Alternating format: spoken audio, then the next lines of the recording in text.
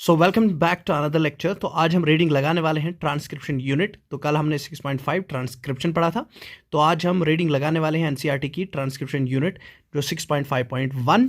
ठीक है, तो हम देखेंगे कि ट्रांसक्रिप्शन यूनिट क्या होता है। तो transcription unit in DNA is defined primarily by 3 regions. कहता है कि एनसीईआरटी कह रही है कि जो ट्रांसक्रिप्शन यूनिट होता है डीएनए में, ये बना होता है 3 रीजन्स का। ठीक है, अब कौन कौन सा 3 रीजन्स होते हैं जो इस ट्रांसक्रिप्शन यूनिट को बनाते हैं? एक तो प्रमोटर होता है, दूसरा स्ट्रक्चरल जीन होता है, तीसरा टर्मिनेटर होता है। तो पहला क्वेश्चन हमारा बन गया कि transcriptional unit in DNA is composed of, it is composed of 3 regions: promoter, structural genes and terminator. उसके बाद क्या लिख रही है NCERT? There is a convention in defining the two strands of DNA in the structural gene of transcription unit. तो क्या लिख रही है एनसीईआरटी? लिख रही है कि यहाँ पर एक तरीका होता है डिफाइन करने का, किनको? जो 2 स्ट्रैंड्स प्रेजेंट होते हैं किसमें? Structural gene of transcription unit. तो जो ट्रांसक्रिप्शन यूनिट का एक रीजन होता है स्ट्रक्चरल जीन, उसमें जो 2 स्ट्रैंड्स जो डीएनए के होते हैं उनको डिफाइन करने का एक तरीका होता है। फिर क्या लिख रही है? Since the 2 strands have opposite polarity, कह रही है कि एनसीईआरटी जो 2 स्ट्रैंड्स हैं उनकी पोलैरिटी अपोजिट है। अपोजिट पोलैरिटी का मतलब हो गया एक स्ट्रैंड की डायरेक्शन क्या है? एक स्ट्रैंड की डायरेक्शन है 3 to 5 प्राइमर डायरेक्शन, और दूसरे स्ट्रैंड की डायरेक्शन क्या है? 5 to 3 प्राइमर डायरेक्शन। अब इसके बाद have the opposite polarity and the DNA dependent RNA polymerase, और जो एंजाइम है DNA dependent RNA polymerase जो पॉलीमराइजेशन का काम करता है, तो ये भी पॉलीमराइजेशन कैसे करता है? also catalyze the polymerization in only one direction। तो ये भी खाली पॉलीमराइजेशन करता है, लेकिन किस वाले डायरेक्शन में? खाली एक ही डायरेक्शन में, और वो डायरेक्शन क्या है? 5 to 3 प्राइमर डायरेक्शन। मतलब यहाँ पर क्वेश्चन बनने वाला है कि डीएनए डिपेंडेंट आरएनए पॉलीमरेज की पॉलीमराइजेशन वाली डायरेक्शन कौन है? It always polymerises in 5 to 3 primer direction. ठीक है, the strand that is 5 to 3 primer direction, the strand that has the polarity of 3 to 5 acts as a template. इसीलिए जो कौन है, जो स्ट्रैंड, वो स्ट्रैंड जिसकी डायरेक्शन 3 to 5 प्राइमर है, वो एक्ट करता है as a template. Template means act करता है as a platform, as a source वो एक्ट करता है, and is also referred to as template strand. तो इस स्ट्रैंड को हम क्या बोलते हैं? Template strand. ठीक है, तो जिस स्ट्रैंड की direction 3 primer to 5 primer direction होती है, that DNA strand acts as a template strand. ठीक है, acts as a source strand. The other strand which has polarity 5 to 3 primer direction, तो जो दूसरा स्ट्रैंड है जिसकी डायरेक्शन 5 to 3 प्राइमर डायरेक्शन है, and the sequences same as RNA, और उसकी सीक्वेंसेस कैसे होती है? Same as RNA except thymine at the place of uracil. तो देखो यहाँ पर क्वेश्चन बनने वाला है एक और। तो जो दूसरा स्ट्रैंड होता है उसकी पोलैरिटी क्या होती है? 5 to 3 प्राइमर, और उसकी सीक्वेंस, मेन चीज़ यह है, उस स्ट्रैंड की सीक्वेंस जो न्यूक्लियोटाइड सीक्वेंस होती है किसके बराबर होती है? आरएनए के बराबर, लेकिन except the thymine at the place of uracil, क्योंकि आरएनए में थाइमीन रिप्लेस हो जाता है यूरेसिल से, और इसीलिए जो दूसरा स्ट्रैंड होता है डीएनए का, इसकी सीक्वेंस सेम होती है to that of the RNA molecule. ठीक है, एक्सेप्ट, इसीलिए एक्सेप्शन लिखा है कि except the thymine at the place of uracil. वहाँ पर थाइमीन होता है, लेकिन एमआरएनए पर जो आरएनए बन जाएगा उसमें यूरेसिल आएगा थाइमीन के बदले। तो एक और क्वेश्चन बन गया कि जो दूसरा स्ट्रैंड होता है उसकी पोलैरिटी 5 to 3 प्राइमर होती है, और उसकी सीक्वेंस किसके जैसी होती है? आरएनए के जैसी। ठीक है, इज डिस्प्लेस्ड ड्यूरिंग ट्रांसक्रिप्शन। तो ये जो डीएनए स्ट्रैंड है जो जिसकी सीक्वेंस सेम होती है to that of RNA molecule, except the thymine, किससे रिप्लेस होना होता है एमआरएनए में? आरएनए में यूरेसिल से। तो इसको डिस्कार्ड किया जाता है, डिस्प्लेस किया जाता है, इसको ड्यूरिंग द ट्रांसक्रिप्शन।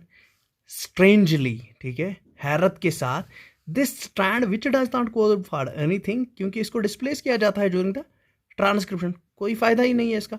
तो स्ट्रेंजली कहता है कि हैरानगी के साथ ये जो स्ट्रैंड है जो किसी चीज़ को कोड नहीं करता है, does not code for anything, is referred as coding strand. तो इसको हम क्या रेफर करते हैं? Coding strand. तो कोडिंग स्ट्रैंड क्या है? Coding strand is that strand which do not code for anything. ये भी ऑब्जेक्टिव हमारा बन जाता है कि कोडिंग स्ट्रैंड वो स्ट्रैंड होता है which does not code for anything. ठीक है।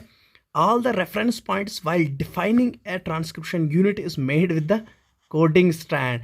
लेकिन सारे रेफरेंस पॉइंट हम उठाते हैं जब हम एक ट्रांसक्रिप्शन यूनिट को डिफाइन करने की कोशिश करेंगे। ठीक है।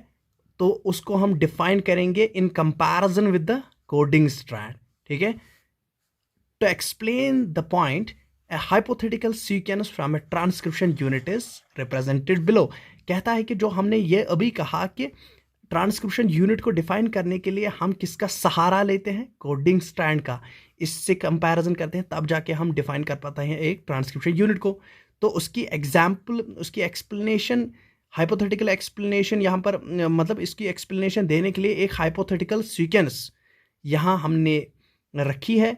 कहाँ से? ट्रांसक्रिप्शन यूनिट से। Is represented below. For example हमारे पास टेम्पलेट स्ट्रैंड है, उसकी क्या है? उसकी सीक्वेंस क्या है? ATGCAT। तो ये इसकी सीक्वेंस है 3 to 5 प्राइमर।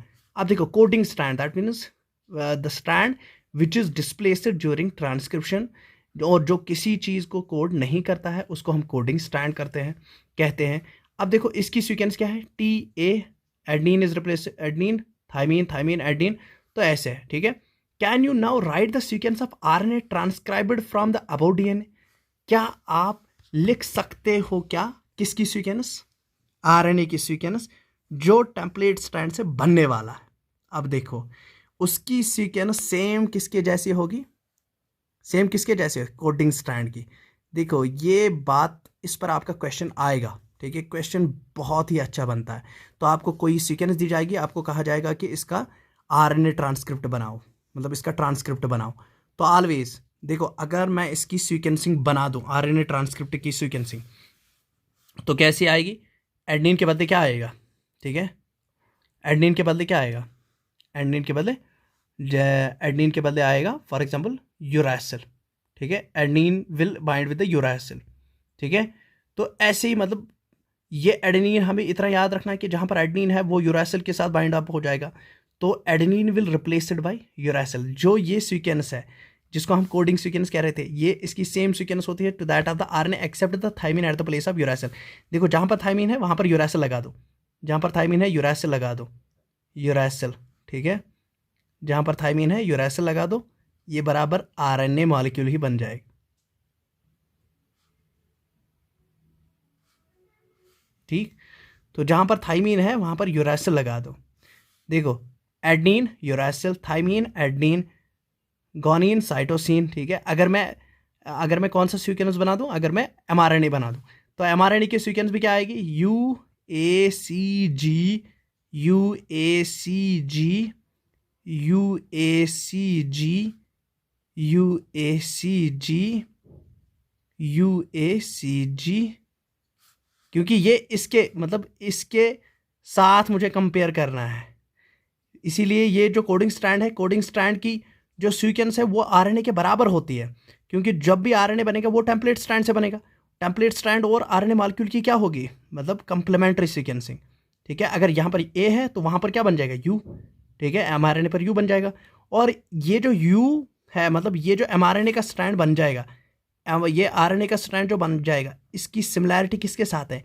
कोडिंग स्ट्रैंड के साथ है। खाली एक ही जगह पर डिफरेंस है, T के बजाय U है। तो यही कह रहा था ऊपर, ये T के बदले U होता है वहाँ पर। ठीक।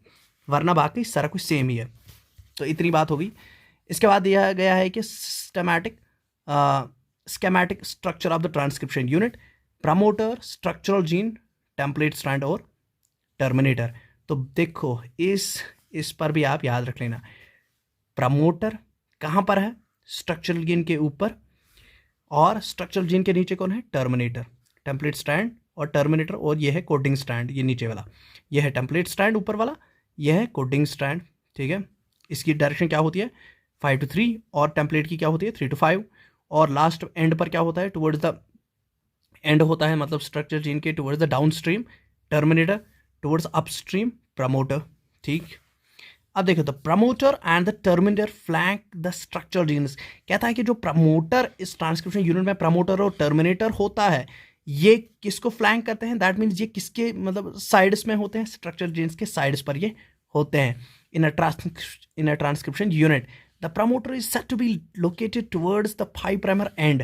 कहता है कि जो प्रमोटर होता है ये टुवर्ड्स 5 प्राइमर एंड होता है, ठीक है, अपस्ट्रीम होता है ये of the structural gene, it is upstream of the structural gene, while as the terminator is downstream, ठीक है, downstream of the structural gene. The reference is made with respect to the polarity of the coding gene. देखो reference कहाँ से बनते हैं? हम upstream और downstream कैसे कहते हैं?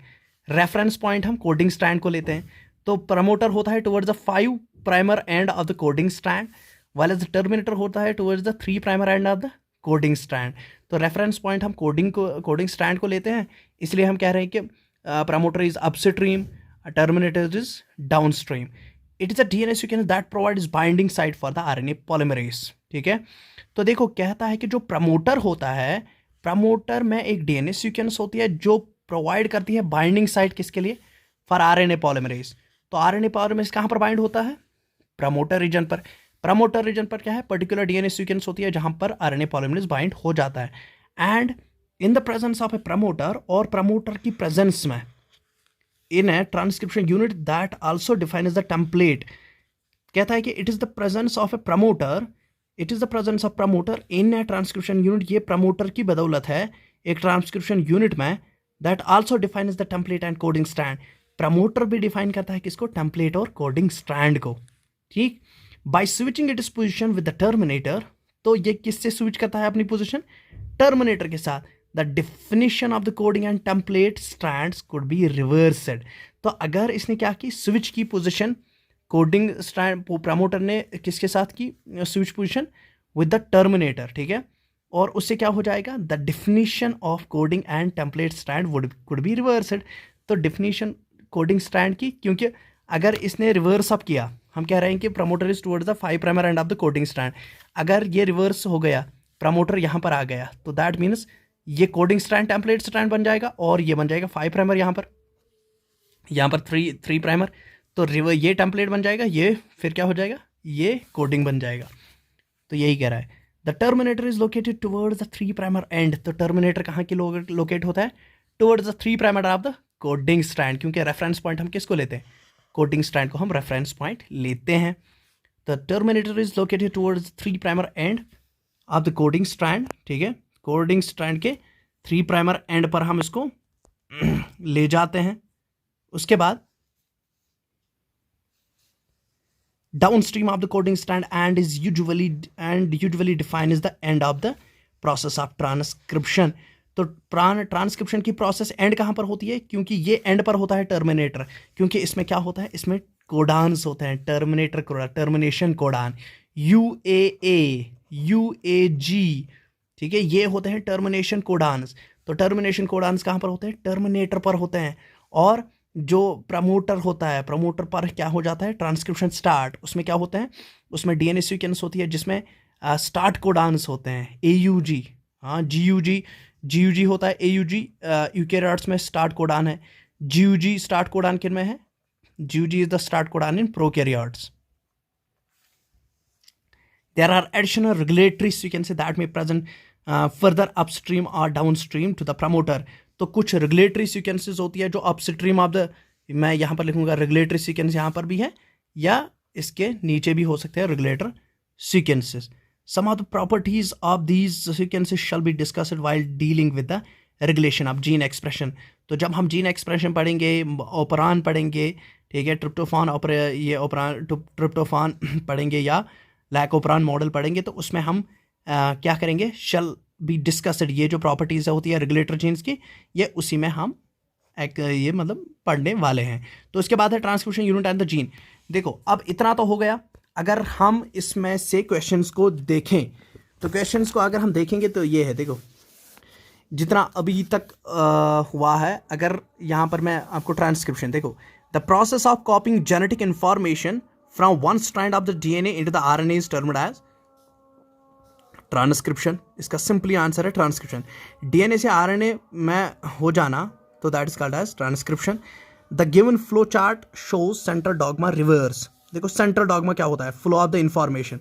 डीएनए से इंफॉर्मेशन फ्लो हो रही है इन द आरएनए, और आरएनए से वापस फ्लो हो रही है इंफॉर्मेशन इनटू द डीएनए। तो अगर वापस फ्लो हो रही है तो इसको हम क्या कहते हैं, रिवर्स ट्रांसक्रिप्शन। तो देखो अगर वापस रिवर्स फ्लो हो रही है information, that is called reverse transcription. और अगर फॉरवर्ड हो रही है, दिस इज ट्रांसक्रिप्शन। तो ट्रांसक्रिप्शन और रिवर्स ट्रांसक्रिप्शन, तो दिस इज, और यहाँ पर क्या है, दिस इज रेप्लिकेशन। ये जो एरो दिखा रहा है, दिस इज कॉल्ड रेप्लिकेशन। तो रेप्लिकेशन, उसके बाद ट्रांसक्रिप्शन, और उसके बाद आरएनए से क्या बनने वाले हैं, प्रोटीन्स। तो यह है इंफॉर्मेशन फ्लो जो हमें मतलब होती है। लेकिन अगर आरएनए से वापस डीएनए बन गया, that is called reverse transcription. तो हम क्या लिखेंगे, enzyme is used in the process A B and C. DNA dependent DNA polymerase बिल्कुल रेप्लिकेशन में, और आरएनए डिपेंडेंट डीएनए पॉलीमरेज। उसके बाद क्या है, आरएनए डिपेंडेंट डीएनए पॉलीमरेज, उसमें डीएनए डिपेंडेंट आरएनए पॉलीमरेज लग जाएगा ट्रांसमिशन में। कहाँ पर है वो, डीएनए डिपेंडेंट आरएनए पॉलीमरेज, और डीएनए डिपेंडेंट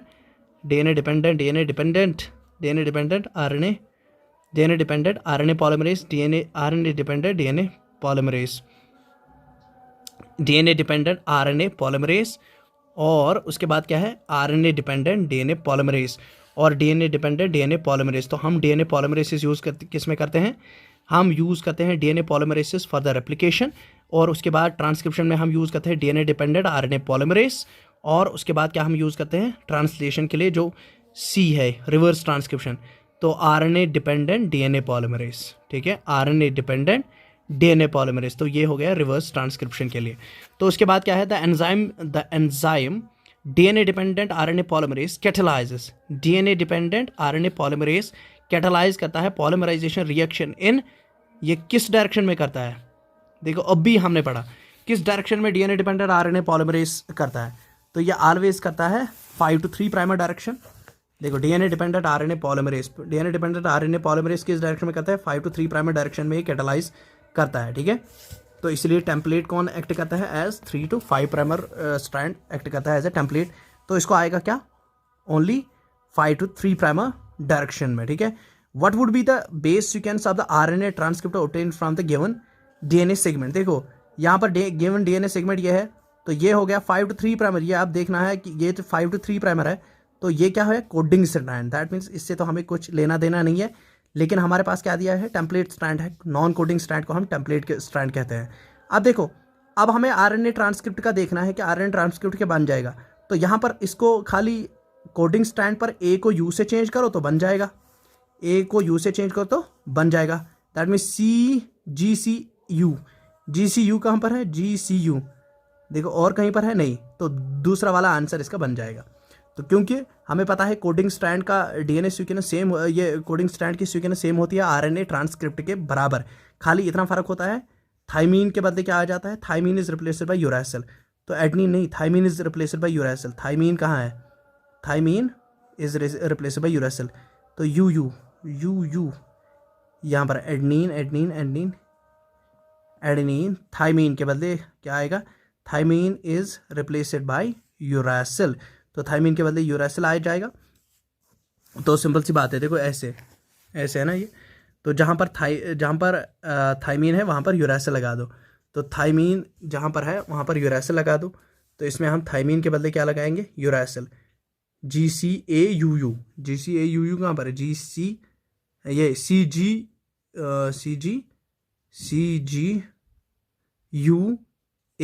तो ये वाला है CGUAA, क्योंकि देखो हमें देखना है थाइमीन के बदले यू ये वाला, ये वाला आएगा CGCAUU, क्योंकि हमें खाली इसका ट्रांसक्रिप्ट चेंज करना है।